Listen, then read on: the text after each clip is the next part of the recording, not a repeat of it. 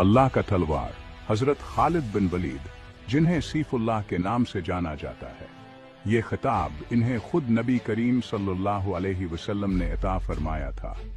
तारीख के सफ़हात पर गूंजता ये नाम इनकी बहादुरी, फन हर्ब और उनके अटल ईमान का मुन्हा बोलता सबूत है।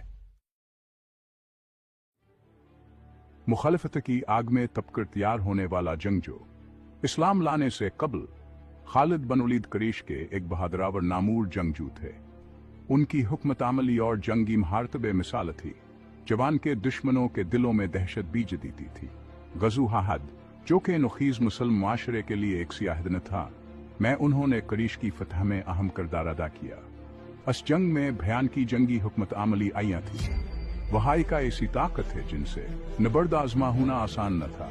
सहराई जंग की